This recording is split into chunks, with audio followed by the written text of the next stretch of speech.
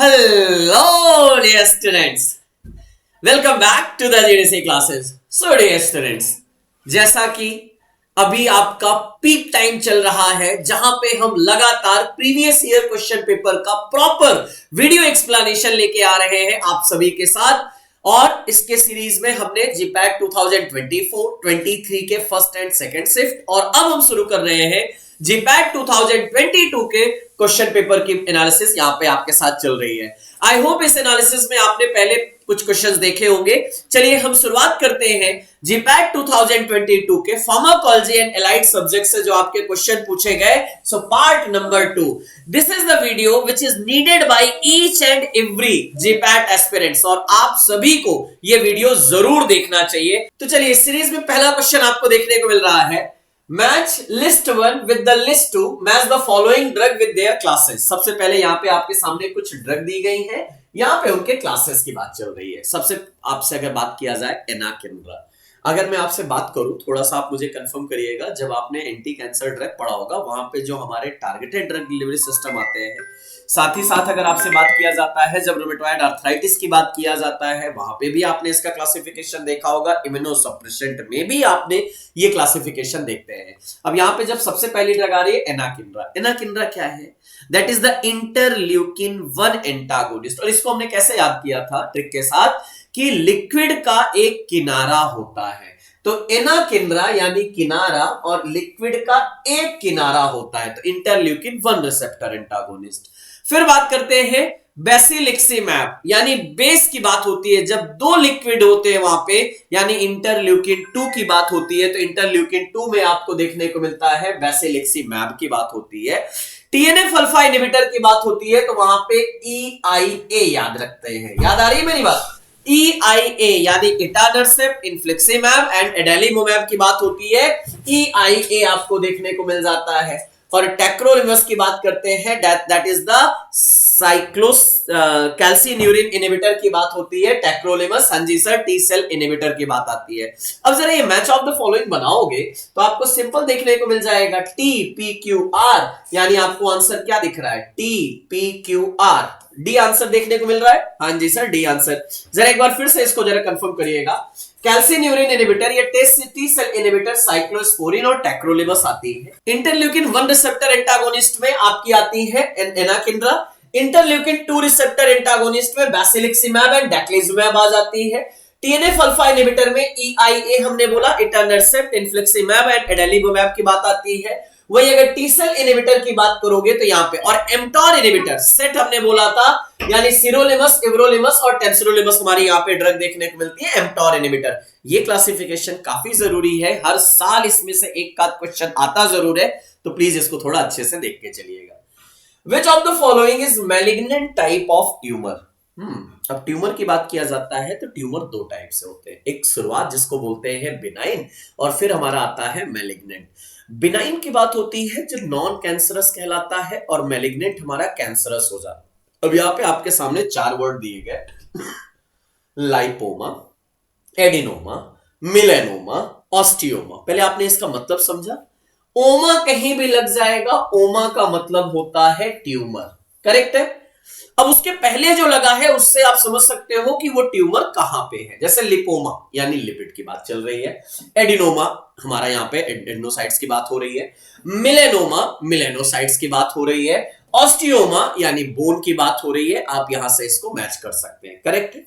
अब इनमें से अगर मैं देखूंगा तो जो मेरा मिलेनोमा है, यानी जो मेरा स्किन पे जो मिलेनोसाइट्स होते हैं वहां पे जब ट्यूमर होता है वो मेरा कौन सा होता है? मैलिग्नेंट होता है। बाकी अगर लिपोमा, एडिनोमा और ऑस्टियोमा की बात करेंगे, लिपोमा यानी फैटी टिश्यू ट्यूमर, एडिनोमा यानी एपिथेलियल ग्लैंड ट्यूमर की बात हुआ, जैसे हमने एड्रेनल की बात किया, ऑस्टियोमा यानी बोनी ट्यूमर, ये हमारा क्या होता है? Benign. These tumor are non-cancerous and are not usually life-threatening. Cancerous नहीं है तो लाइफ थ्रेटनिंग नहीं होते हैं। हाँ, ये केवल स्प्रेड हो जाते हैं, लार्ज हो जाते हैं, ट्यूमर बन जाता है। कभी कभी आपने देखा होगा ना कि समटाइम्स ऐसा होता है कि ट्यूमर बन गया लेकिन कैंसरस नहीं है, वो बिनाइन की बात है।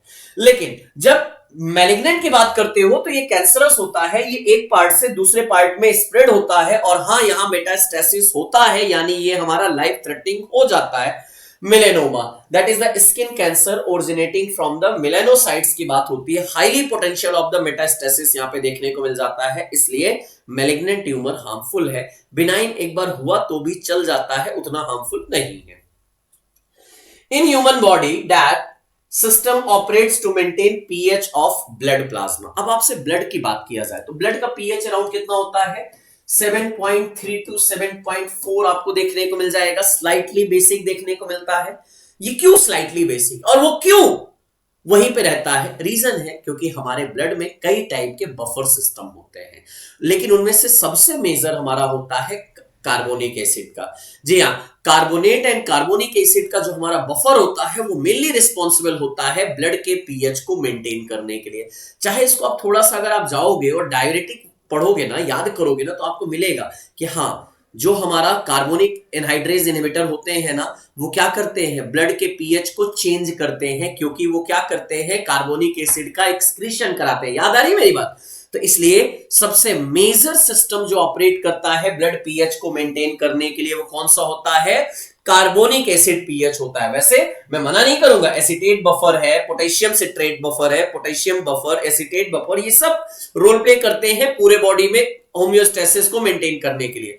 लेकिन जब स्पेशली ब्लड की बात आ जाती है तो वहां पे carbonic acid bicarbonate buffer system primary major buffer system होता है, जो ब्लड पीएच को मेंटेन करता है, अराउंड 7.4 पीएच के आसपास मेंटेन करता है। Correct? Match list 1 with the list 2 there mechanism. ओहो, ये लीजिए, ओरल हाइपोग्लाइसेमिक एजेंट से क्वेश्चन देखते हुए आपके सामने है, और हमने जब 2023 और 2024 के क्वेश्चन पेपर देखे हैं ना, वहां भी इस क्लासिफिकेशन से आपको ड्रग मिली है। जरा याद करिएगा क्या क्या याद आता है। सबसे पहले पोटेशियम चैनल ब्लॉकर, जहां हमने सल्फोनिल यूरिया और मेग्लेटेनाइट की बात करते हैं। फिर हमारी थायाजोलिडिन डायोन की बात आती है, जहां हम पीपीएआर गामा की बात करते हैं। देन हम पहुंचते हैं कहां पे, एएमपी के एक्टिवेटर यानी बिगुआनाइड मेटफॉर्मिन पे चलते हैं। फर्दर हमारी डीपीपी4 इनहिबिटर ग्लिप्टिन क्लास की ड्रग आ जाती है। जीएलपी1 एनालॉग एक्सेनाटाइड की बात आ जाती है। ये सारी बातें तो आपको याद आ रही होगी ना। चलिए मैच करते हैं। डीपीपी4 इनहिबिटर ग्लिप्टिन ढूंढिए जहां पे मिल रही है। आप अगर देखोगे तो आपको मिल जाएगा टिनाग्लिप्टिन देखने को मिल रही है, चलेगा। पोटेशियम एटीपी चैनल ब्लॉकर, या तो सल्फोनिल यूरिया क्लास की ड्रग हो या मेग्लेटेनाइट क्लास की ड्रग हो। अब आप अगर देखोगे तो ग्लिमेपिराइड आपको देखने को मिल जा रही है, चलेगा। पीपीआर गामा एक्टिवेटर की बात करोगे तो सर आपको कौन सी मिल रही है, रोजीग्लिटाजोन, पियोग्लिटाजोन, रोज पियो थोड़ा थोड़ा, यही तो ट्रिक हमने याद किया। एएमपी के एक्टिवेटर की बात किया जाएगा तो मेटफॉर्मिन आपको यहां पे देखने को मिल जाएगा। अब जरा आप मुझे बताइए आपका करेक्ट आंसर ऑप्शन कौन सा मैच कर रहा है। 1 for S, 2 for are, 1s2r। क्या आपको बी आंसर दिख 1s2r सी आंसर दिख रहा है? मैच कर लीजिएगा, आपको ये सारे ऑप्शन दिख जाएंगे। ये क्लासिफिकेशन बार बार बोलता हूं, ओरल हाइपोग्लाइसेमिक एजेंट का क्लासिफिकेशन को लाइटली मत लीजिएगा, इससे क्वेश्चन बार बार पूछा जाता है, इसलिए अच्छे से ध्यान रखिएगा। वैसे मैं ट्रिक के साथ इसको आपको पूरा क्लियर कर दूंगा। Blood grouping is basically possible because of the presence of the following. अच्छा, अब ब्लड ग्रुप की बात आती है तो आप बात जानते हो कि ए बी ओ 4 टाइप के ब्लड ग्रुप होते हैं। और ये जो ब्लड ग्रुप की बात आती है तो आपको साइंटिस्ट इसके पीछे इन्वॉल्व हमारे, हाँ जी सर, कार्ल लैंडस्टीनर भी याद आ जाते हैं कि उन्होंने ये ब्लड ग्रुपिंग का सबसे पहले सिस्टम दिया था।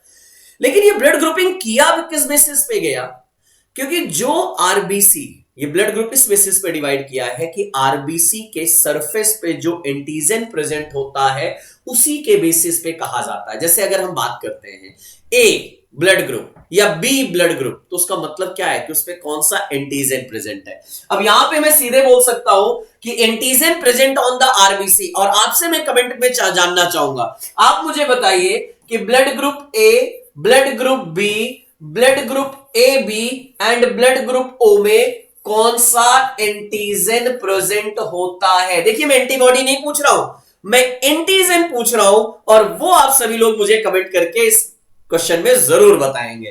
इसलिए हमने बोला 4 टाइप के ब्लड ग्रुप है, ए बी ओ, और इसकी किस बेसिस पे है, based on the presence of the specific antigen on the surface of RBC के सरफेस पे जो हमारा एंटीजन होता है उसके बेसिस पे ये हमारा ब्लड ग्रुपिंग किया गया है। Next question, the objective of the abbreviated new drug application. हमने 4 टाइप से देखे हैं। एक हमारा आता है INDA, investigational new drug application. Next हमारा आता है एनडीए, न्यू ड्रग एप्लीकेशन और न्यू ड्रग अप्रूवल। देन आता है एएनडीए आता है, ये आपने बेसिक देखे और वैसे हम एक सीपीसीए की भी बात कर लेते हैं। To get approval to conduct the clinical trial, clinical trial conduct करने के लिए अप्रूवल आईएनडीए में लिया जाता है। Get market approval for the new chemical entity, ये हमारा किस में आता है सर, एनडीए में आता है। Get market approval for the generic, हाँ जी सर यहां एएनडीए आएगा। Get approval for the animal study, अब एनिमल स्टडी की बात करोगे तो सीपीसीएसईए, जिसको अब क्या बोला जाने लगा है, सीसीएसईए भी बोला जाने लगा है, वहां से अप्रूवल चाहिए। चारों चीजें आपको याद रख के चलना है। तो आपसे एब्रीवेटेड न्यू ड्रग एप्लीकेशन की बात की जा रही है। इसका मतलब है कि अगर कोई जेनेरिक ड्रग के लिए अप्रूवल लिया जा रहा है तो वहां पे एएनडीए फिल किया जाएगा और यहां पे clinical trial as such conduct नहीं किया जाएगा, पुराने वाले से ही इसको ले लिया जाता है। सो एब्रीवेटेड न्यू ड्रग एप्लीकेशन की बात आती है। फेजेस, क्लिनिकल ट्रायल, फॉर्म, कौन कौन से एप्लीकेशन कहां पे, ये काफी जरूरी है। क्लिनिकल ट्रायल को लाइटली मत लीजिएगा बच्चों। Which of the following could be the reason for pharmacokinetic drug interaction? अब अगर मैं आपसे पूछूं फार्माकोकाइनेटिक तो आप मुझे बोलोगे सर एडीएमई, और फार्माकोडायनेमिक पूछूंगा तो आप मुझे बोलोगे mechanism of action, pharmacological action और एडवर्स एक्शन, बेसिक यही बोलोगे ना। अब इस क्वेश्चन में उतना ही समझना है। आपसे बोला गया कि कौन सा रीजन यहां पे फार्माकोकाइनेटिक का हो सकता है। अब जहां एब्जॉर्प्शन आ रहा होगा वो फार्माकोकाइनेटिक ड्रग इंटरेक्शन होगा, जहां डिस्ट्रीब्यूशन पे इफेक्ट हो रहा होगा वो भी होगा, जहां मेटाबॉलिज्म पे इफेक्ट हो रहा होगा वो भी होगा।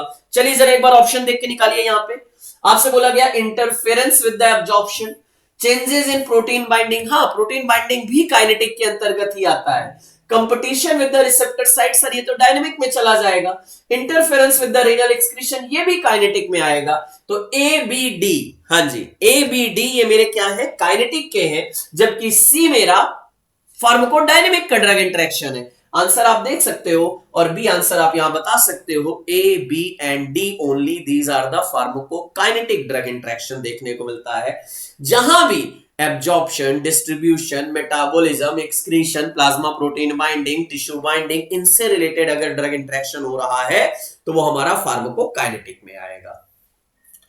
Match the following phases of clinical trial with their significance, ये तो सीधे सीधे मतलब एकदम हलवा अब आपके लिए हो चुका है क्योंकि लगातार आप इससे क्वेश्चन देख रहे हो। फेज 1 क्या नाम है भाई, फेज 1 की बात करोगे तो आपको क्या देखने को मिलेगा सर, ह्यूमन फार्माकोलॉजी सेफ्टी की बात करेंगे। यहां पे फर्स्ट इन ह्यूमन डोज की बात चल रही है, लगा दीजिए। फेज 0 माइक्रोडोजिंग, फेज 3 मल्टीसेंट्रिक होता है और फेज 4 की बात करेंगे पोस्ट मार्केटिंग सर्विलांस। ये इतना इंपॉर्टेंट है कि मैं लगातार देख रहा हूं, हर साल इससे एक क्वेश्चन मिल रहा है। आप इसलिए क्लिनिकल ट्रायल कौन सा फेज, उसका नाम, उसमें क्या मेजर करते हैं, कितने पर्सन इन्वॉल्व होते हैं, पेशेंट होता है या हेल्दी पर्सन होता है, वो सारी चीजें एक बार जरूर अच्छे से रिवीजन जरूर करिएगा।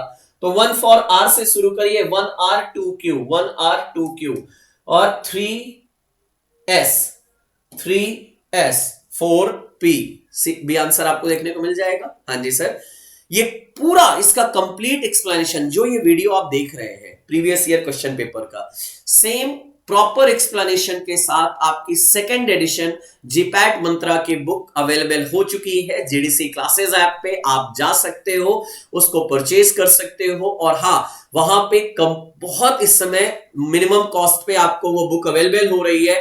लगातार जीपैट 2018 से लेके जीपैट 2024 के सारे क्वेश्चन पेपर का प्रॉपर एक्सप्लेनेशन आपको उस बुक में मिल जाएगा, प्लस रिमेनिंग आपको 1988 से लेके जीपैट 2017 तक आपको प्रीवियस उसमें पीडीएफ फॉर्म में आपके कोर्स में ऐड कर दिया जाएगा। तो देर किस बात की, अभी जुड़िए इस बुक के साथ। Formation and maintenance of myelin sheath around CNS axon are done by, देखिए ये क्वेश्चन बहुत इंपॉर्टेंट था, थोड़ा यूनिक था लेकिन इंपॉर्टेंट था। क्यों सर, माइलिन शीथ आपको पता है हमारे सेंट्रल नर्वस सिस्टम के जो न्यूरॉन्स होते हैं उसमें भी होता है, और जो हमारे पेरिफेरल नर्वस सिस्टम के न्यूरॉन्स होते हैं उसमें भी होता है। माइलिन शीथ तो दोनों में पाई जाती है, इसलिए हमारी दो टाइप की न्यूरॉन्स होती है, myelinated neurons, myelinated sheath neurons and non myelinated sheath neurons. लेकिन आपसे यहां क्वेश्चन पूछा गया कि जो ये माइलिन शीथ बनती है सीएनएस वाले न्यूरॉन्स में, वो किससे बनती है? बच्चों ने वो गलती क्या किया था, सीधे उन्होंने पढ़ा था श्वान सेल्स उन्होंने लगा के चले आए। बट मैं आपको कंफर्म करूं, श्वान सेल्स माइलिन शीथ बनाती है, लेकिन जो पीएनएस की न्यूरॉन्स है ना उसमें बनाती है। लेकिन अगर ओलिगोडेंड्राइट्स की बात करेंगे, ये सीएनएस के न्यूरॉन्स होती है उसमें माइलिन शीथ बनाती है। माइक्रोग्लियल सेल्स की बात करोगे सर, ये हमारे ट्रिपल बी में प्रेजेंट होता है, एस्ट्रोसाइट्स भी हमारे ट्रिपल बी में प्रेजेंट होता है। लेकिन आपसे पूछा गया माइलिन शीथ बनाने वाली सेल का नाम, एंड द सीएनएस की बात होती है, तब आपको आंसर देना था ओलिगोडेंड्राइट्स। और अगर यही पीएनएस पूछ लिया जाता, ध्यान से सुनना, अगर पीएनएस पूछ लिया जाता, पेरिफेरल न्यूरस सिस्टम के एक्सॉन्स में कौन माइलिन शीथ बनाता है, तब आपका आंसर स्वान सेल्स हो जाता। माइक्रोग्लियल सेल्स की बात करोगे, involve in phagocytosis inflammation, astrocyte support the glial cell, regulate the blood brain barrier को यहां पे रेगुलेशन का काम करती है, एस्ट्रोसाइट सेल्स की बात होती है। Which of the following statement is true for the periosteum of bone? Okay, अब बोन के पेरियोस्टियम के रिलेटेड कौन सा पॉइंट सही है? पेरियोस्टियम क्या होता है? जहां भी कहीं फ्रैक्चर होता है ना, ये उसको तुरंत रिपेयर करने पहुंच जाती है। So protect the bone by assisting in fracture repair. हाँ, और ये सेल्स को डेवलप कराती है, तो ऑस्टियोजेनिक एबिलिटी होती है। Has osteogenic cell which enable bone to grow in thickness but not in length. हाँ जी सर, थिकनेस बढ़वाती है। It is composed of an outer fibrous layer of the dense irregular connective tissue and inner osteogenic layer that consists of the cell। सारी बातें exact बता रही है periosteum के बारे में, क्योंकि हमारा जो पेरियोस्टियम होता है वो हमारा क्या होता है, एक आउटर लेयर होता है, फाइब्रस सेल्स की बनी होती है। इसमें ऑस्टियोजेनिक सेल होती है जो सेल के स्ट्रेंथ पे काम करती है, यानी उसकी विड्थ बढ़ाती है, लेंथ नहीं बढ़ाती है। और इसका काम ही क्या होता है कि अगर कहीं फ्रैक्चर हो रहा है, कहीं कुछ हो रहा है, तो उसको प्रोटेक्ट करना। तो ऑल ऑफ दीज का यहाँ पे कहानी आपको देखने को मिल जाएगी। आप जरा स्ट्रक्चर देखोगे ना, तो सबसे पहले आपको क्या मिलता है, आउटर लेयर में पेरियोस्टियम आपको देखने को मिलता है। यही हमारा क्या करता है, प्रोटेक्शन का रोल प्ले करता है, protect bone by assisting in fracture repair. कहीं फ्रैक्चर ना हो और अगर हो गया है तो उसको रिपेयर कराना, यही तो इसका काम होता है। किसका? पेरियोस्टियम का काम होता है। तो पेरियोस्टियम ऑफ बोन ये हमारा यहाँ पे रिलेटेड है। Which of the following clinical feature is not responsible for insulin resistance in type 2 diabetes mellitus?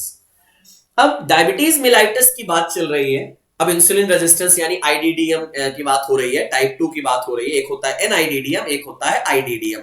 आपसे यहाँ पे जो बात चल रही है वो किसकी बात चल रही है?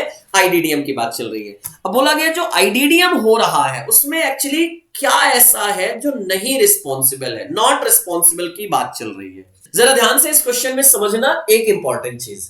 अगर मैं आपसे बात करूं, हमारे लिए दो चीजें हमने बात की होंगी, एक होता है गुड कोलेस्ट्रॉल और एक होता है बैड कोलेस्ट्रॉल। नाम सुना है? गुड कोलेस्ट्रॉल यानी हम बात करते हैं हमारा क्या है, एलडीएल, और बैड कोलेस्ट्रॉल क्या है, एचडीएल।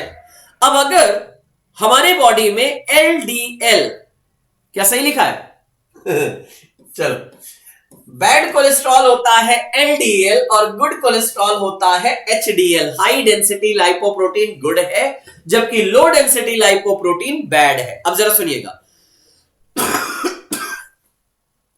अगर हमारे ब्लड में या हमारे बॉडी में एचडीएल बढ़ेगा तो ऑब्वियस सी बात है डायबिटीज होने के चांसेस कम हैं। लेकिन अगर यही एचडीएल घटा तो डायबिटीज हो जाएगा। एलडीएल बढ़ा, डायबिटीज हो जाएगा। एलडीएल घटा, बैड घटा तो अच्छी बात है ना।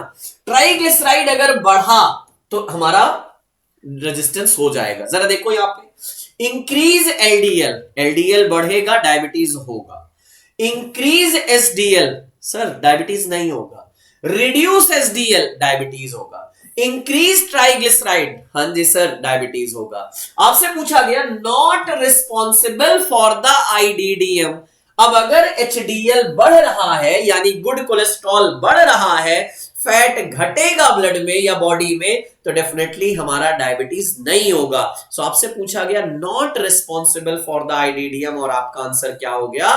B answer. Yes, increase HDL is not responsible for the diabetes और any type of the diabetes situation को ये प्रोवोक नहीं करेगा। सो इसलिए टाइप, ये हमने एचडीएल की बात की। ये गुड और बैड अगर याद है ना तो आप ये क्वेश्चन आराम से कर सकते हो। Which of the following is a specific enzyme marker for cell death in acute myocardial infarction? अच्छा, ये क्वेश्चन आया था, थोड़ा सा यूनिक था। क्यों सर? यहां पे कंफ्यूजन बहुत ज्यादा था। सर ऐसा क्यों बोल रहे हैं? जरा सुनिएगा इस बात को मैं क्यों बोल रहा हूं। अगर आपसे बोला जा रहा है कि सर मायोकार्डियल इंफ्रैक्शन के लिए कौन सा मार्कर रिस्पॉन्सिबल है, जरा ध्यान से सुनना। तो भाई क्रिएटिनिन काइनेज भी मायोकार्डियल इंफ्रैक्शन को as a marker role play करता है। एस्पार्टेट अमीनो ट्रांसफरेज यानी एसजीओटी भी यहां पे रोल प्ले करता है। एलडीएच यानी लैक्टेट डिहाइड्रोजिनेज भी रोल प्ले करता है और कार्डियक ट्रोपोनिन भी रोल प्ले करता है as a marker for the acute myocardial infarction. तो सर यहां तो सारे सही है। नहीं, अब क्वेश्चन ये समझना जरूरी था। क्वेश्चन में एक स्पेशल वर्ड जोड़ा गया था, following is specific enzyme marker. Specific, आप क्रिएटिनिन काइनेज को सिर्फ हार्ट पे नहीं पाओगे, आप एसजीओटी एसजीपीटी को सिर्फ हार्ट पे नहीं पाओगे, आप लैक्टेट डिहाइड्रोजिनेज एंजाइम को सिर्फ हार्ट पे नहीं पाओगे, लेकिन अगर आप कार्डियक ट्रोपोनिन की बात करोगे, देखो कितना बेसिक क्वेश्चन था, सिर्फ समझने में था। भाई स्पेसिफिक वर्ड लग गया, थोड़ा सा शब्दों के साथ खेल दिया गया। भाई अब कार्डियक लग गया ना, हार्ट की बात है तो ऑब्वियस सी बात है cardiac troponin is a specific enzyme marker for the diagnosis of the myocardial infraction. इसलिए यहां पे ये डी आंसर सही हुआ। जैसा कि मैंने आपसे बोला, एसजीओटी की बात करोगे लीवर में भी प्रेजेंट है, अल्कोहलिक लीवर डिजीज में भी और मायोकार्डियल इंफ्रैक्शन में भी। आपसे मैंने बोला क्रिएटिनिन काइनेज सीकेएमबी की बात करोगे मायोकार्डियल इंफेक्शन में भी, मायोकार्डाइटिस में भी, स्केलेटल मसल्स की इंजरी में भी। आपसे मैंने बोला एलडीएच, हां जी सर, मायोकार्डियल इंफेक्शन में भी, स्केलेटल मसल्स इंजरी में भी। लेकिन अगर कार्डियक ट्रोपोनिन की बात करोगे तो सर ये स्पेसिफिक है, एक्यूट मायोकार्डियल इंफेक्शन में ही ये बनेगा, शुरुआत में ही, बाकी सब क्रॉनिक में डेवलप होते हैं हार्ट में। इसलिए यहां पे ये आंसर हमारा थोड़ा हटके था और वो सबसे इंपॉर्टेंट था। Next, a patient with pheochromocytoma is undergoing surgery and has not been administered with alpha receptor blocker. ठीक है, if he is administered with the intravenous propranolol then which of the following effect will be evident? चलिए question छोड़िए, मैं आपको logic समझाता हूं। पहला बात, फियोक्रोमोसाइटोमा क्या होता है? So pheochromocytoma is the situation that is called as the tumour of adrenal gland. Adrenal gland के ट्यूमर को हम बोलते हैं फियोक्रोमोसाइटोमा। मैंने आपसे पहले बोला कि ओमा कहीं भी लग जाएगा यानी ट्यूमर की बात चल रही होगी। फियोक्रोमोसाइटोमा यानी ट्यूमर ऑफ एड्रिनल ग्लैंड। अब आप एक चीज बताओ, अगर ट्यूमर ऑफ एड्रिनल ग्लैंड होगा तो एड्रिनल मेडुला भी वहां पे अफेक्ट हो जाएगा, तो ज्यादा से ज्यादा क्या होगा? एड्रिनलिन या नॉर एड्रिनलिन का सिक्रीशन होगा। बात मानते हो? भाई अगर ट्यूमर हुआ है, सेल्स नंबर इंक्रीज होंगे तो डेफिनेटली ज्यादा से ज्यादा एड्रिनलिन नॉर एड्रिनलिन रिलीज होगा। अब जितना ज्यादा एड्रिनलिन और नॉर एड्रिनलिन रिलीज होगा उतना ज्यादा वो अल्फा और बीटा रिसेप्टर पे काम करेगा। मानते जाना, सुनते जाना। आपका क्वेश्चन चल रहा है हार्ट से रिलेटेड, पूरी जगह ब्लड प्रेशर से रिलेटेड है। तो अब आप मुझे बताओ कि अगर मैं आपसे पूछूं कि इन अल्फा और बीटा में से कौन कौन से रिसेप्टर रिस्पॉन्सिबल हैं ब्लड प्रेशर को अफेक्ट करने के लिए, तो आपका आंसर आएगा सर अल्फा 1 और बीटा 1 मेनली रिस्पॉन्सिबल है हाइपरटेंशन या ब्लड प्रेशर को अफेक्ट करने के लिए। चलेगी बात? अब आपसे आगे क्या बोला गया, यहां तक की सिचुएशन आपको समझ में आई कि एड्रिनल ग्लैंड से नॉर एड्रिनलिन एड्रिनलिन का सिक्रीशन ज्यादा हो रहा था और वो ज्यादा से ज्यादा अल्फा 1 बीटा 1 पे काम करने लगे। चलेगी? आगे पढ़ते हैं। अब यहां पे पर्सन को अल्फा ब्लॉकर नहीं दिया गया, चलेगा? And if he is administered with the propranolol, और उसको आईवी रूट से प्रोप्रानोलॉल दिया गया। अब आप मुझे बताओ प्रोप्रानोलॉल क्या है? तो आप बोलोगे sir non selective beta blocker है, यानी बीटा रिसेप्टर को ब्लॉक कर देगा। लेकिन अल्फा ब्लॉकर नहीं दिया गया, तो जो नॉर एड्रेनलिन या एड्रेनलिन रिलीज हो रहा था वो लगातार किस पे काम करने लग जाएगा, अल्फा 1 पे। अल्फा 1 पे रिलीज होगा तो क्या होगा, वेसोकॉन्स्ट्रिक्शन होगा, और वेसोकॉन्स्ट्रिक्शन अगर लगातार होने लग जाएगा तो ब्लड प्रेशर क्या हो जाएगा बच्चों, बढ़ जाएगा। आपसे यही बोला गया then which of the following effect will be evident, तो कौन सा इफेक्ट यहां पे देखने को मिलेगा, there will be a rise in the blood pressure, बिल्कुल sir. There will be fall in the blood pressure, बिल्कुल नहीं। The blood pressure will remain unchanged, नहीं सर। द पेशेंट में सफर सीवियर ब्रोंकोकॉन्स्ट्रिक्शन, नहीं सर, क्योंकि उसको ऑलरेडी बीटा ब्लॉकर तो दे दिया गया है ना। कितना बेसिक सा क्वेश्चन है, सिर्फ आपके समझने पे है क्वेश्चन को कितना इजी वे में आप पकड़ पा रहे हो, वो सबसे ज्यादा जरूरी है कि बात चल किसकी रही है। और ये प्रॉपर एक्सप्लेनेशन आपको जीपैट मंत्रा के सेकंड एडिशन में देखने को मिल जाएगा। चलिए नेक्स्ट क्वेश्चन जो काफी मजेदार है, नाइट्रिक ऑक्साइड सिंथेज, ये एक एंजाइम होता है। जहां भी हम पढ़ते हैं ना क्या, ईडीआरएफ पहला पॉइंट, या नाइट्रिक ऑक्साइड की सिंथेसिस हो रही है, वहां पे एंजाइम इन्वॉल्व होता है नाइट्रिक ऑक्साइड सिंथेज। और ये नाइट्रिक ऑक्साइड सिंथेज 3 फॉर्म में एग्जिस्ट करते हैं 1 2 3, यानी nitric oxide synthase 1, nitric oxide NOS2, NOS3। NOS1 कहां प्रेजेंट होता है, रैट ब्रेन में फाइंड किया गया। NOS2 की बात करेंगे, ये हमारे मैक्रोफेजेस में प्रेजेंट होते हैं, और NOS3 हमारा इंडोथीलियल सेल्स में यानी EDRF वाले कॉन्सेप्ट पे इन्वॉल्व हो जाता है। तो जहां भी आपने अभी तक EDRF का कॉन्सेप्ट पढ़ते हो ना, वहां पे एक्चुअली कौन सा NOS इन्वॉल्व होता है, NOS3। तो आपसे पूछा गया exist in how many isoform, आपका सीधा सा आंसर हो जाएगा 3 आइसोफॉर्म में एग्जिस्ट होते हैं। NOS1 रैट ब्रेन की बात हुई, NOS2 की बात करोगे सर आपको यहां पे मैक्रोफेजेस याद आएंगे, NOS3 की बात करोगे तो इंडोथीलियल सेल से याद आएगा। अब आपको पता है कि इसका काम क्या है, ये करता क्या है, वो सब आप जानते हो, मैं उस पर नहीं जा रहा हूं, इसलिए कहता हूं थोड़ा सा समझ जरूर लीजिए। वायबल सेल यानी वायबिलिटी एसे की बात हो रही है, are assessed by all of the following methods except. Viable मतलब सिंपल आप समझो लिविंग, वायबल मतलब लिविंग, यस, जहां पे लाइफ है। तो viable cells are assessed by all of the following except MTTSA. हाँ जी सर, बिल्कुल किया जाता है, जब कैंसर सेल की स्टडी में चलते हैं एमटीटीएसए या एमटीएस वहां पे ऐसे करते हैं। एटीपीएसए एनर्जी का प्रोडक्शन हो रहा होगा, प्रोटीएज मार्कर एशे ये भी चलेगा। लेकिन आप मुझे बताओ, ये वर्ड आपको जाना पहचाना लग रहा है? 2 वर्ड आपने पढ़ा होगा, एपोप्टोसिस एंड नेक्रोसिस। एपोप्टोसिस और नेक्रोसिस ये दोनों टाइप है सेल डेथ के, और एपोप्टोसिस कहलाता है प्रोग्राम्ड सेल डेथ। अब आप मुझे बताओ, अगर सेल डेथ हुई है, एपोप्टोसिस हुई है, तो क्या वहां वायबिलिटी एसे किया जा सकता है? कौन आप में से कहेगा कर सकते हैं? तो इसलिए सब से हम वायबिलिटी एसे कर सकते हैं, लेकिन एपोप्टोसिस एसे नहीं सर, क्योंकि सर ये तो डेथ के लिए होता है। MTTSA yes, measure the cellular metabolic activity यहां पे करते हैं। एटीपी में sir energy status, protease marker में डिटेक्ट द एंजाइम एक्टिविटी, सब करेंगे। लेकिन एपोप्टोसिस नहीं सर, डेथ की बात चलेगी। खैर, which of the following statement are true with the adverse drug reaction. चलिए, एडवर्स ड्रग रिएक्शन से रिलेटेड आपसे बात चल रही है। एडीआर होता क्या है? एनी अनवांटेड और noxious stimuli which is produced by the drug, that is called as the adverse drug effect. अभी बेसिक में यही चलेंगे, अनवांटेड, अनइंटेंडेड, इसकी बात चलती है। अब जरा ऑप्शन देखो, any response to a drug which is noxious and unintended, हां जी सर, बात ठीक है। Which occurs at doses normally used in man for prophylaxis, diagnosis, therapy of the disease, हाँ जी सर, ये भी बात ठीक चल रही है। Adverse drug event is same as the adverse drug reaction, मैंने क्लासेस में भी बार बार समझाया है। नहीं sir, adverse drug event and adverse drug reaction are different। क्यों?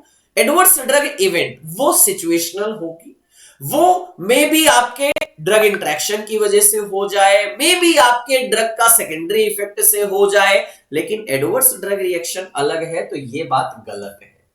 which occurs at normal dose or overdose when used for prophylaxis, diagnosis or therapy of a disease. Sir overdose normal dose की बात तो ठीक, लेकिन sir prophylaxis में भी overdose से नहीं होता है सर, इसलिए ये पॉइंट गलत है। तो ए बी सही है, सी डी करेक्ट है। तो A and B are true, C and D are false. पहला ही आंसर मिला, लगाइए और आगे बढ़ जाइए। इसलिए जरा पढ़ना, adverse drug event has been used to mean any untoward medical occurrence that may present during the treatment with a medicine। लेकिन एडवर्स ड्रग रिएक्शन मेरा अलग है बेटा, एडवर्स ड्रग इवेंट मेरा अलग है, ये जरूर दिमाग में बैठाना। Which of the following statement is true in geriatric practice? अच्छा, जीरियाट्रिक और पीडियाट्रिक तो पता है ना, पीडियाट्रिक मतलब चिल्ड्रन और जीरियाट्रिक मतलब ओल्डर पर्सन, ठीक है। 60 प्लस वालों को जीरियाट्रिक पेशेंट बोला जाता है। अब आपसे बोला गया जीरियाट्रिक प्रैक्टिस में क्या सही होता है, इनमें से कौन सा पॉइंट रिलेटेड टू सही है, जरा एक मैं आपसे बात करना चाहूंगा। अगर आपके घर पे भी कोई जीरियाट्रिक पर्सन होगा तो आपने जरूर देखा होगा कि उनको एक से ज्यादा 2 3 4 दवाइयां, क्योंकि अलग अलग डिजीज की समय के साथ डिजीज बढ़ता है और शरीर हमारी उतनी फेवरेबल नहीं होती है, तो डिजीज बढ़ती चली जाती है, कई दवाएं एक साथ चलने लग जाती हैं। अब कई दवाएं एक साथ चलने लग जाती है तो वहां पे कॉम्प्लायंस यानी रेगुलरिटी फॉलो कर पाना थोड़ा टफ हो जाता है। खाना है 9 बजे खाएंगे, 11 बजे खाना है, 4 बजे खा लेंगे, 2 ही बजे, ऐसी सिचुएशन देखने को मिल जाती है, करेक्ट। तो कॉम्प्लायंस फॉलो नहीं हो पाता है। तीसरा, सर उनकी बॉडी उतना ज्यादा एडॉप्ट नहीं कर पाती है ड्रग से प्रॉपर, उसका कहीं ना कहीं हार्मफुल इफेक्ट ज्यादा देखने को मिल जाते हैं। चलिए ऑप्शन पे चलते हैं। The incidence of adverse drug reaction diminish, भैया ऐसा नहीं होता यार, समय के साथ एडवर्स ड्रग रिएक्शन बढ़ने के चांसेस ज्यादा हो जाते हैं, घटते नहीं है, बढ़ते हैं, तो ये गलत है। Dose reduction is inevitable for each and every drug used in geriatric patient, नहीं, समय के साथ जब डोज दिया जाता है ना, टॉलरेंस आता है तो डोज बढ़ती चली जाती है, तो डोज रिडक्शन नहीं होता। Patient compliance is highest in geriatric patient, अभी मैंने आपसे बोला जब कई दवाएं चलती हैं तो भूल जाते हैं, कभी कभी वो सारी चीजें होती हैं तो कंप्लायंस लो हो जाता है। Polypharmacy is often a problem in elderly patient, अभी यही बात किया ना, पता चला उनको बीपी भी है तो उनको शुगर भी है, तो दोनों डिजीज चल रही है, तो दोनों के अलग अलग दवाएं चल रही है, तो पॉलीफार्मेसी एक के साथ एक और दवा कहीं इसमें जोड़ के दिया जाता है, तो पॉलीफार्मेसी यहाँ कॉमन है और यही चीज यहाँ पे सही सूट करता है। That is the yes, inappropriate prescribing यहाँ पे हो जाता है। समटाइम्स ऐसा होता है कि ड्रग इंटरेक्शन हो जाता है पॉलीफार्मेसी होने की वजह से और एडवर्स ड्रग रिएक्शन होने के चांसेस बढ़ जाते हैं। Next, the up and down method for a projected LD50 determination is described in the, चलिए जब टॉक्सिसिटी की बात होती है, जब आप एनिमल स्टडी करते हैं वहां पे टॉक्सिसिटी स्टडी किया जाता है तो एक गाइडलाइंस आता है जिसको बोलते हैं OECD गाइडलाइंस, और ये OECD गाइडलाइंस कई प्रकार के होती है। मेजर उनमें से बात करेंगे 421, 420, 421, 23, 25, ये मेजर गाइडलाइंस आपको देखने को मिलती है। लेकिन आपसे क्या पूछा गया, स्पेशल वर्ड दिया गया है, that up and down, yes up and down method. Up and down का मतलब क्या होता है, सबसे पहले हमने 2000 mg दिया, अब 2000 mg में देखा टॉक्सिसिटी आई तो डोज घटाएंगे, फिर देखेंगे 1000 दिया टॉक्सिसिटी आई तो और डोज घटाएंगे, तो इसको बोलते हैं डाउन। एक मेथड क्या होता है, नहीं पहले हमने 100 mg दिया, फिर 500 mg दिया, फिर 1000 mg दिया, फिर 2000 mg दिया, तो डोज हमने बढ़ाया, तो जब बढ़ाएंगे तो इसको बोलते हैं अप, और जब घटाते हुए आते हैं तो बोलते हैं डाउन। तो ये अप एंड डाउन जो हमारा स्ट्रेटजी है ये फॉलो किया जाता है 425 के गाइडलाइंस में। तो OECD गाइडलाइंस 425 में अप एंड डाउन मेथड को यूज किया जाता है। जरा मेजर OECD गाइडलाइंस आप यहां पे देख लो। अच्छा, OECD गाइडलाइंस का फुल फॉर्म भी जरा देखना, Organization for Economic Cooperation and Development, that is the OECD। 401 acute oral toxicity, conventional acute toxicity test होता है। 420 acute oral toxicity fixed dose procedure में, 423 ये हमारा क्लास मेथड में होता है, और 425 अप एंड डाउन प्रोसीजर के अंतर्गत आता है OECD गाइडलाइंस में। Match list 1 with the list 2। अच्छा, पॉइजनिंग और एंटीडोट, क्या कहना, ये तो बच्चों को कितनी बार हमने बात किया जनरल फार्माकोलॉजी में। वारफेरिन, विटामिन के, कहीं दिख रहा है, लगा दीजिए। कार्बन मोनोऑक्साइड की बात किया जाएगा, सर यहाँ पे ऑक्सीजन, ऑब्वियस सी बात है ऑक्सीजन आ जाएगा। अगर साइनाइड की बात करोगे तो साइनाइड में कोबाल्ट दिया जाता है, या अगर मैं यहीं पे आपसे बात करूं साइनाइड की पॉइजनिंग में हमारा सोडियम थायोसल्फेट दिया जाता है, नाइट्राइट दिया जाता है, चलेगा। नाइट्राइट की पॉइजनिंग की बात किया जाएगा, साइनाइड की पॉइजनिंग में मेथिलीन ब्लू, यहां पे मेथिलीन ब्लू सॉरी, और नाइट्राइट में हमारा साइनाइड और नाइट्राइट अलग है, नाइट्राइट में कोबाल्ट दिया जाता है। और अगर ऑर्गेनोफॉस्फेट की बात करेंगे तो प्रेलिडॉक्सिन तो आपको पता ही है, वैसे आपने अगर 1 फॉर आर लगाया तो भी आपका आंसर निकल के चला आया होगा, कोई डाउट यहां पे नहीं रह गया होगा। यानी इसीलिए हमने यहां पे बोला दैट इज द वॉरफेरिन में विटामिन के, कार्बन मोनोऑक्साइड में ऑक्सीजन, साइनाइड की बात किया डाइकोबाल्ट एडिटेट की बात हुआ, नाइट्राइट में हमने मेथिलीन ब्लू देखा, और ऑर्गेनोफॉस्फेट में हमने प्रेलिडॉक्सिन देखा। ये डिफरेंट हमारे ड्रग पॉइजनिंग, उनके एंटीडोट का टेबल एक बार जरूर अच्छे से देख लेना, बार बार इससे रिलेटेड हमने देखा है, क्वेश्चन पूछे जाते हैं तो लाइटली मत लीजिएगा। Which of the following is are not true about Parkinson disease? हाँ जी, Parkinson disease is caused by the degeneration of the substantia nigra in the mid brain. हाँ ठीक है, सबस्टेंशिया नाइग्रा में हमारा डोपामिनर्जिक न्यूरॉन्स का डिजनरेशन होता है, बात तो सही जा रही है। Parkinson disease is caused by the degenerative loss of the, हाँ उसी को फुल में लिख दिया गया। सब पार्किंसन में होता क्या है, ट्रैप होता है, यानी ट्रिमर, रिजिडिटी, एकाइनेशिया, पोस्चरल इंबैलेंस, ये सारी चीजें देखने को मिलती हैं, ये भी बात ठीक जा रही है। Parkinson disease is caused by the degenerative loss of nigrostriatal cholinergic neuron. नहीं सर, पार्किंसन में डोपामिन घटता है, कोलिनर्जिक यानी एसिटाइल कोलिन बढ़ता है, तो कोलिनर्जिक न्यूरॉन घटेगा नहीं बढ़ेगा, इसलिए ये गलत है। आपसे नॉट ट्रू पूछा गया है तो डी नॉट ट्रू है, इसलिए डी आंसर लगा दीजिए, ये गलत है। आपसे नॉट ट्रू ही पूछा गया इसलिए आपका ये आंसर होगा। और ये ट्रैप आपने पढ़ा है, पार्किंसन है क्या आपने पढ़ा है, होता क्या है वो आपने पढ़ा है, वो सारी चीजें आपके दिमाग में है। Tendon rupture or tendinitis of Achilles tendon is an adverse reaction of। Tendon rupture या टेंडनाइटिस, बच्चों जल्दी से आप मुझे बताना, अभी मैंने आपको रिसेंटली इसको पढ़ाया है कि टेंडनाइटिस है या कार्टिलेज डैमेज है वेट बियरिंग चाइल्ड में, कौन सी ड्रग हमारी एंटीबायोटिक क्लास की आती है जो टेंडन रप्चर करती है या टेंडनाइटिस करती है? आपकी फेवरेट, हाँ जी सर, डीएनए गाइनेज इनहिबिटर फ्लोरोक्विनोलोन्स में ये वाली प्रॉब्लम देखने को मिलती है। मैं इसको डायरेक्टली आपसे बात कर चुका हूं, इसको जरूर एक बार देख के चलिएगा कि जी सर टेंडनाइटिस और टेंडन रप्चर, स्किन हाइपरसेंसिटिविटी, वो सारी चीजें देखने को मिलेंगी, वो तो है ही है। Regarding bromocriptine, which of the following statement is true? चलिए ब्रोमोक्रिप्टिन की बात चल रही है। अच्छा, ब्रोमोक्रिप्टिन क्या है? D2 एगोनिस्ट है। D2 एगोनिस्ट है सर, ये हमारा कहां यूज होता है? पार्किंसन में यूज होता है। साथ ही साथ हम बात करेंगे D2 एगोनिस्ट है तो सर इसको हम अलग सिचुएशन में हम इसको देखने को मिलता है, लेकिन अब यहां पे ऑप्शन पे पहले चलता हूं मैं। It is a relatively selective D2 agonist with prominent action on the pituitary लैक्टोट्रॉफ।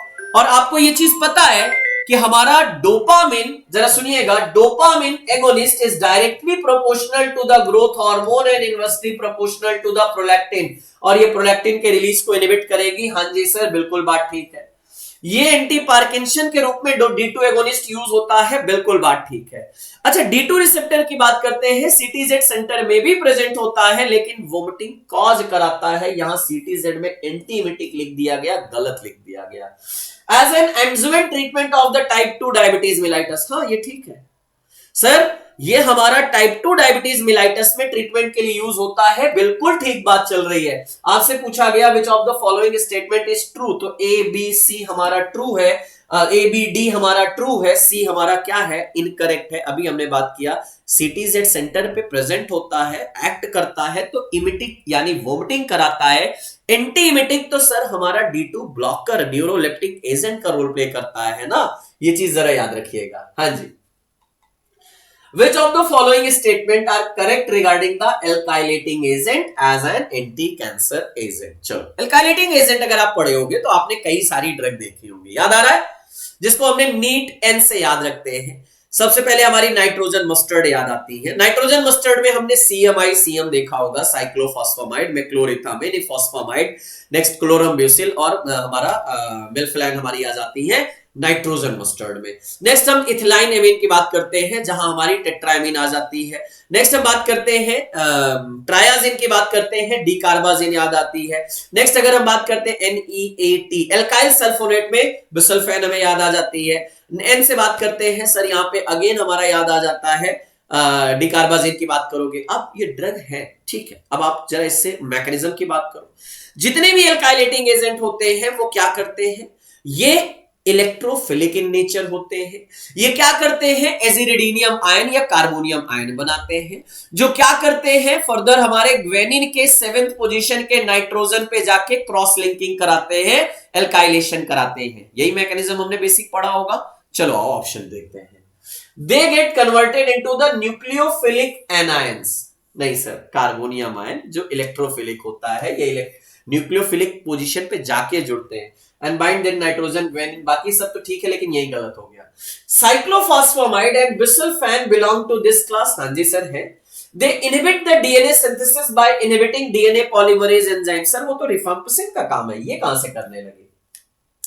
They inhibit the DNA supercoiling DNA gyrase topoisomerase. नहीं सर, ये तो फ्लोरोक्विनोलोन्स का काम है। आपसे पूछा गया Which of the following correct, तो करेक्ट में तो सिर्फ बी करेक्ट है और तो कोई करेक्ट है ही नहीं है। ये तो सबसे मतलब बेसिक क्वेश्चन और सबसे इंपॉर्टेंट एकदम हल्का क्वेश्चन हो गया। जी sir, alkylating agent carbonium ion बनाते हैं जिसको एजिरिडीनियम आयन भी बोला जाता है। वो क्या करते हैं, डीएनए पे आते हैं, ग्वेनिन के 7th पोजीशन पे बाइंड करके क्रॉस हमारा वहां पे क्या कराते हैं, एल्काइलेशन कराते हैं और हमारा डीएनए को रप्चर करते हैं। ये तो हमने बेसिक चीजें पढ़ी होंगी। Reason for the combination of diphenoxylate. Okay, diphenoxylate जो कि हमारा ओपॉइड रिसेप्टर एगोनिस्ट होता है, जिसको डायरिया में यूज किया जाता है, हमने ये पढ़ा है। अब उसके साथ एट्रोपिन देने का क्या तात्पर्य है, जरा सुनिएगा। डाइफेनॉक्सिलेट डायरिया में यूज किया जाता है, बिल्कुल बात ठीक है सर। वो क्या करता है, हमारे डायरिया को कंट्रोल करता है, यानी हल्का सा कॉन्स्टिपेशन करता है। और वहीं पे एंटीकोलिनर्जिक एट्रोपिन देने का मतलब ये होता है, क्योंकि लोग क्या करने लग जाते हैं, डाइफेनॉक्सिलेट को एब्यूज करने लग जाते हैं, उसलिए एट्रोपिन उसके साथ में दिया जाता है। Inhibit the effect, side effect नहीं sir. Discourage abuse of the diphenoxylate, ये बात ठीक है। Augment the anti motility action, suppress GIT vomiting नहीं सर। इसका मेन रीजन यही है कि ताकि लोग जो है इसको मिसयूज ना करें, इसको एब्यूज ना करें, इसको सिर्फ फार्माकोलॉजिकली यूज किया जा सके। ये क्योंकि ओपॉइड है, जैसे आपने याद किया होगा ना, कोरेक्स सिरप में क्या हुआ था, लोग यही तो करने लगे थे, उसको एब्यूज करने लगे थे, और उसी चीज को कंट्रोल करने के लिए यहां एट्रोपिन दी जाती है। Which of the following type is reversible cell injury. आपके सामने यहाँ पे 4 चीजें दी गई हैं, 4 टाइप की इंजरी दी गई है। अब बताओ इसमें से रिवर्सिबल कौन सी है। Karyolysis, nuclear clumping, phagocytosis, cytoskeletal damage. देखो, क्लंप अगर बन रहा है, क्लंपिंग हो रही है, तो क्लंपिंग को रिमूव किया जा सकता है, क्लंपिंग रिवर्सिबल हो सकती है। यहां पे न्यूक्लियर क्लंपिंग केवल रिवर्सिबल है, कैरियोलाइसिस, फैगोसाइटोसिस, साइटोस्केलेटल डैमेज ये सब इरिवर्सिबल होती है। आपसे रिवर्सिबल पूछा गया, वो बताया गया, लेकिन पूरी बात सुनो। रिवर्सिबल सेल इंजरी जहां पे क्या होता है, अगर ऑक्सीजन की कमी हुई या एनर्जी की कमी हुई, लैक्टिक एसिड बनने लग जाता है, तो हाँ जी सर, क्रोमेटिन में क्रम्पिंग हो जाती है। लेकिन जब आप इरिवर्सिबल की बात करते हो, तो वहां पे ऑक्सीजन हमारा खत्म हुआ, लाइपोसोमल एंजाइम अगर वहां पे रिलीज होने लग जाएगा, लाइसोसोमल एंजाइम आपको पता है सर डैमेज करेगा, तो वहां पिग्नोसिस या कैरियोएक्सिस या कैरियोलाइसिस करता है, फैगोसाइटोसिस करता है, तो ऑब्वियस सी बात है सर वहां पे इरिवर्सिबल सेल इंजरी हो जाती है। Next, a neonate suffering from icterus. अच्छा, इक्टेरस तो आपको पता है ना, कर्निक्टेरस, हाँ उसी का भाई है इक्टेरस, यानी जॉन्डिस की बात चल रही है। A neonate suffering from icterus यानी jaundice is intravenously administered with phenobarbital. एक जॉन्डिस का पेशेंट था, इक्टेरल का पेशेंट था, उसको आईवी फेनोबार्बिटॉल दिया गया, administered with phenobarbital. The justification for this therapy is, अब बताओ फेनोबार्बिटॉल क्या करेगा सर जॉन्डिस में, फेनोबार्बिटॉल लॉजिक ही नहीं है। सुनो, दूर से लॉजिक है। क्या लॉजिक है, आप जरा मुझे बताना। फेनोबार्बिटॉल, हाँ जी सर, ये हमारा बार्बिचुरेट क्लास की ड्रग है, वो सारी बातें ठीक है, मैं उस पर नहीं जा रहा हूं, सेडेशन है, हैंगओवर, वो सब छोड़ दीजिए। लेकिन आपने कहीं इसको एंजाइम इंड्यूसर में पढ़ा है क्या? हाँ पढ़ा है सर, जीपीआरएस सेल फोन में। अब फेनोबार्बिटोन क्या है? एंजाइम इंड्यूसर है, और अगर एंजाइम इंड्यूसर होगा तो वो क्या करेगा? हमारे ग्लूकोरोनोसिल ट्रांसफरेज एंजाइम को एक्टिवेट करेगा, स्टिमुलेट करेगा, जिससे क्या होगा सर? जिससे हमारा जो अनकॉन्जुगेटेड बिलिरुबिन होगा उसका कॉन्जुगेशन होने लग जाएगा, और यानी उसका एक्सक्रीशन होने लग जाएगा। अब अगर उसका एक्सक्रीशन होने लग जाएगा बिलिरुबिन का बाइंड होके, तो सर उससे क्या होगा? जॉन्डिस थोड़ी रिड्यूस होगी, इक्टेरस थोड़ा कम होगा। अब देखो, फेनोबार्बिटॉल इज शॉर्ट एक्टिंग नहीं सर, वैसे मेरा फोन की बैटरी लॉन्ग होगी तो वो लॉन्ग होना चाहिए, तो काट ही दीजिए। Phenobarbital suppress the bilirubin synthesis in neonates नहीं सर, इसका कोई रोल ही नहीं है। फेनोबार्बिटॉल सप्रेस हिपैटिक नहीं, सप्रेस नहीं करती है सर, ग्लूकोनोसिल ट्रांसफरेज एंजाइम को इंक्रीज करती है। Phenobarbital induce hepatic glucuronyl transferase and increase clearance of bilirubin. ये बात यहां पे बन रही है। कैसे? जरा देखिए, मैंने फिर से आपसे बोला, पहले तो आपको याद होना चाहिए कि फेनोबार्बिटोन क्या है? एंजाइम इंड्यूसर है। अब अगर वो एंजाइम इंड्यूसर है तो वो क्या करेगा? हमारा ग्लूकोरोनोसिल ट्रांसफरेज एंजाइम को इंड्यूस करेगा, जिससे क्या होगा कि लीवर में हमारा जो अनकॉन्जुगेटेड बिलिरुबिन था, वो अनकॉन्जुगेटेड बिलिरुबिन क्या हो जाएगा? कॉन्जुगेटेड फॉर्म में जाएगा, और उसका क्या हो जाएगा? फीकल एक्सक्रीशन होने लग जाएगा आफ्टर द मेटाबॉलिज्म, और हमारा यही तो टारगेट है यहां पे। चलिए next, the quadruple therapy of the Helicobacter pylori infection. बच्चों, मैंने आपको जब अल्सर पढ़ाया था तो दो चीजें बताई थी, ट्रिपल थेरेपी और क्वाड्रुपल थेरेपी। ट्रिपल थेरेपी की बात करते हो तो आपको कैप याद आता है, और क्वाड्रुपल थेरेपी की बात करते हो तो सीओएमटी याद आता है, याद आता है। अब कैप की बात किया गया यानी क्लेरिथ्रोमाइसिन, एमॉक्सिसिलिन और पीपीआई याद आता है, और जब सीओएमटी की बात करते हैं तो आपको सीबीएस, ओमेप्राजोल, मेट्रोनिडाजोल, और हमारा नेक्स्ट आ जाता है दैट इज टेट्रासाइक्लिन याद आता है। जरा मैच करेंगे, आइए। बिस्मथ सब्सिलिकेट, हाँ जी सीबीएस है, मेट्रोनिडाजोल है, टेट्रासाइक्लिन है, पीपीआई है, क्या बात है। स्ट्रेप्टोमाइसिन का यहां यूज ही नहीं है, सल्फासेलाजिन यहां यूज ही नहीं है, एजिथ्रोमाइसिन यहां यूज नहीं है। सीधा आंसर आपको मिल गया। मैंने आपसे दो चीजें बोला, बस दो वर्ड याद रखो, ट्रिपल थेरेपी में कैप और क्वाड्रुपल थेरेपी में सीओएमटी। कैप बोले तो क्लेरिथ्रोमाइसिन, एमॉक्सिसिलिन, पीपीआई, और क्वाड्रुपल थेरेपी में सीओएमटी बोले तो सी फॉर सीबीएस यानी कोलॉइडल बिस्मथ सब्सट्रेट, ओ से बात किया हमने ओमेप्राजोल की बात होता है, एम से मेट्रोनिडाजोल, और टी से टेट्रासाइक्लिन की बात आती है। यही हमारा सबसे इंपॉर्टेंट क्वेश्चन 2-3 बार पूछा गया, इसलिए इसको एक बार देख लीजिएगा। The RBCs are kept in isotonic solution.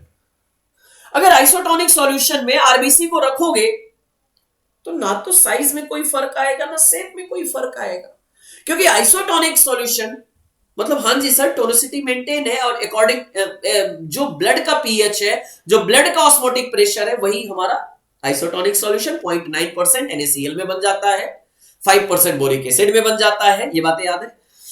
There will not be any movement of solute, नहीं मूवमेंट होगा, ये गलत बात, मूवमेंट होगा सेल के अंदर भी, सेल के बाहर भी, बस वो सेल में कोई साइड सेज का चेंज नहीं होगा, ये गलत है। नॉट मूवमेंट लिख दिया, गलत है।